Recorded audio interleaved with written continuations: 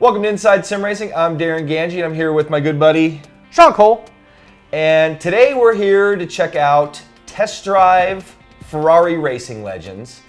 And this is going to be our first look. Preview, early beta. This is definitely not a final version.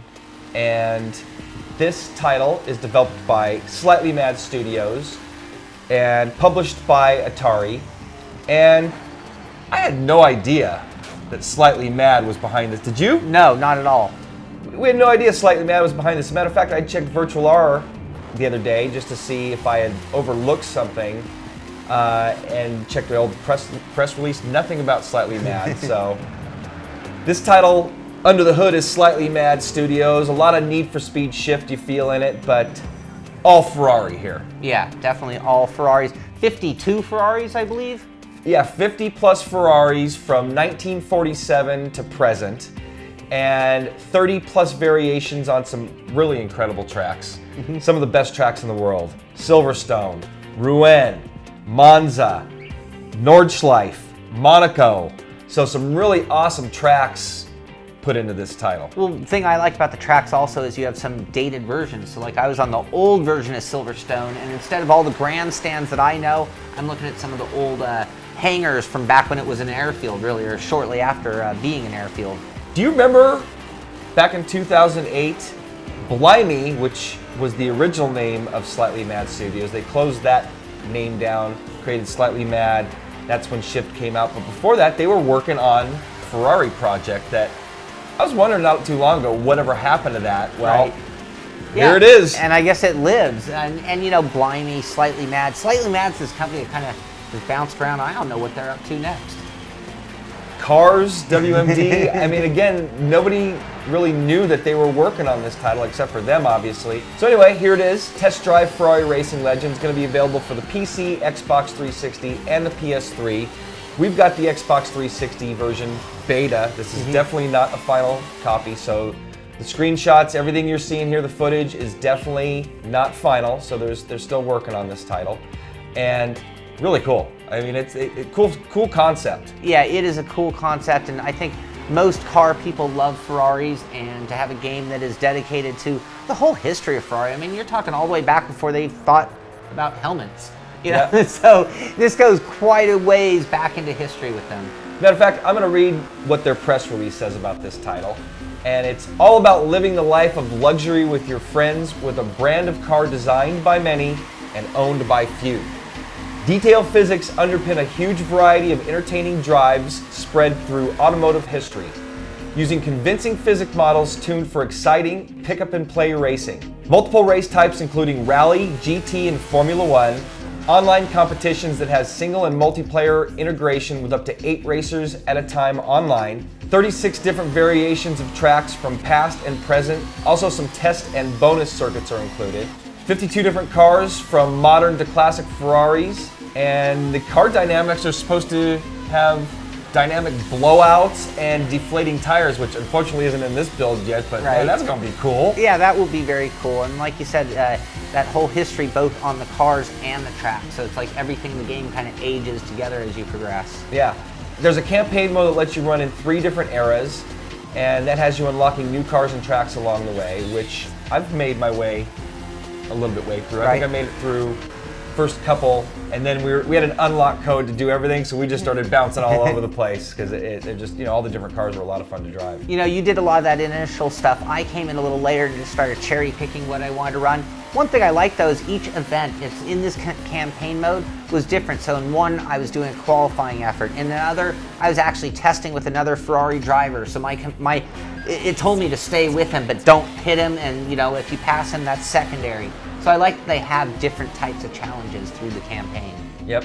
One of my favorite things about this title and the way things happen, when you're in the old school stuff, I thought it was just part of the intro movie when I first did it, but it starts black and white footage, and you know, all grainy, and then all of a sudden it starts slowly transitioning into color and current, and then you're driving, and I love how that transition took place. It's a cool feature. Lucky you were holding onto the wheel.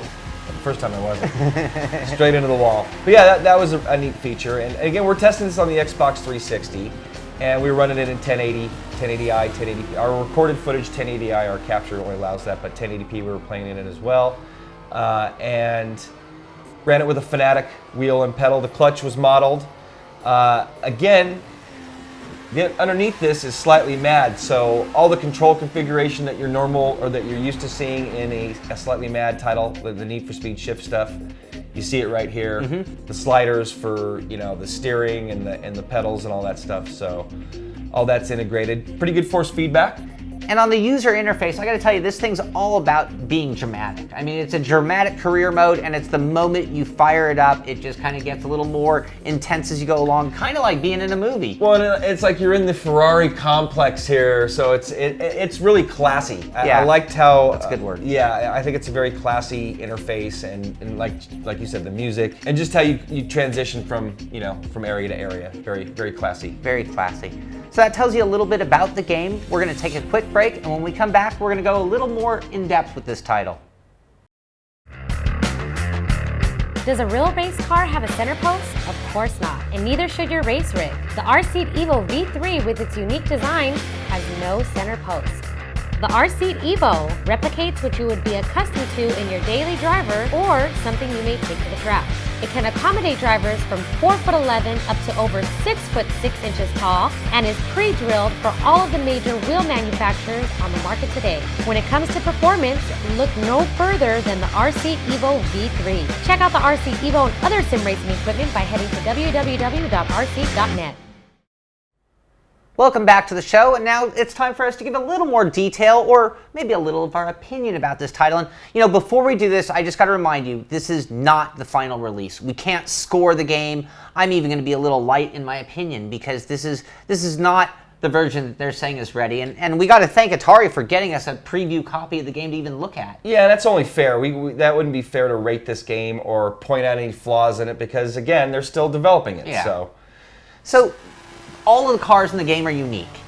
You've got different physics to all the cars. You get in and you're going to notice the wheel weight is different. I mean, some of those old cars, you're talking like school bus wheels. In the Formula One cars, obviously like this, and it feels different in the force feedback as well. You've got good weight transitions that you can feel as well. Speaking of the cars, we're on the Xbox 360 version, and the models look amazing. And we're really looking forward to seeing what they look like on the PC in high def, but even on the Xbox, they look amazing. Yeah. And we just had the F187 up before this. Now we have the P4 330, the 330 P4 Berlinetta. That car is sweet looking. That is a piece of artwork right there. It is. Now, didn't John Hill mention that the F187 is like in some museum of art? Oh, one of the modern museums of art. It's like, yeah, most of these Ferraris are art pieces if you really break it down. So the thing about this is it definitely has that shift feel about it, and I think we should stop saying shift feel because they've moved on to other things. Now we pretty much have to say that slightly mad feel because now they're into cars, and I think they're carrying their feel from game to game. Yep, they sure are. Settings on Pro, we set everything to hardcore. Weren't able to adjust age, but I'm sure they're going to have something like, for you able to do that when the final version's out. Graphics are really nice. Love the older tracks and how they capture that old school atmosphere. And like I mentioned, I love that movie intro when you're in the older cars. It goes from black and white and transitions into color. Force feedback for the Xbox, pretty good. Yeah. Definitely intuitive. You can feel the cars. Good weight transfer and lots of adjustability, within the settings on the back end, and the clutch works. So very cool. Yep. Another thing is for the sounds, and when you start doing Ferrari games, you better work on those sounds and get them right. These things sound nasty like Ferraris do. I use the word nasty. I mean that in the best of ways when talking about Ferrari. They're all unique from car to car. The other thing is there's a lot of environmental sounds too. So you're going to hear dirt kicking up and tire squeal, stuff like that. So they've worked on that quite a bit. Another thing that we talked about a couple times already is the user interface, and I'm going to applaud them on this. I mean, everything from the music selection to, like you said, that movie intro, taking you in, the different types of competition in the career mode. So I think as a single player game, they've built a lot and made it really exciting and fun to be a part of the game, and especially if you're a Ferrari fan. Yep. And the tracks, lots of life to them as far as bumps and stuff like that. Really enjoy the old tracks and older versions of some of the new tracks. Some of them included Rouen, Monza, Silverstone, Nordschleife, Monaco, Road America. Yeah, yeah. So even an American track thrown in there, and some fantasy tracks and test tracks as well. So that's pretty much all we can really talk about right now. Which is quite a bit, and I mean, when I consider how kind of caught off guard I was by this is a lot of game to be able to play and have some fun with real quick. I agree. Yeah, Ferrari fans, you're going to be looking forward to this, I would imagine. Hardcore sim racers, this is not going to be a hardcore sim racer. I mean, 8 players max. You know, this isn't something that, you know, we're looking to hardcore sim race with, but to have some fun with and drive all these awesome old Ferraris, like, actually, that's the one I haven't tried yet. I'm going to have to, we tried a lot of these, by the way, from, you know, in the campaign, I drove a lot of those 47s, like the first F1 car, I think it was the 125S. Right. Or something like that, I'm probably wrong, but yeah, up to the 67 Ferrari from like the GPL. I was doing some of that days. in Monaco, and that just, I mean, that took me back all the way in my sim racing career even, so. Current F1 cars, current sports cars, GT cars. I mean, they've got lots of Ferraris in this. Yeah, a lot of variety. So I'd like to thank Atari again for sending us this first look and allowing us to check it out. And we're definitely going to be covering this in detail when it comes out, when it's released. And again, it's supposed to be spring of this year, so that's just right around the corner, really. Yeah. Spring is like in a couple weeks, so I would imagine it's somewhere into spring, but we haven't given a date. Slightly Mad developers of this, and anything else before we go? No, just again, I was pleasantly surprised, and I'll be looking forward to the final version just to see how fun that one ends up being to play. Same here. Actually, looking forward to doing some multiplayer racing. Yeah. Head-to-head on this, you know, against you, so. Yeah, that's going to wrap it up. For Sean Cole, I'm Darren Ganji. Make sure you visit our website, InsideSimRacing.tv, for more on this and other titles.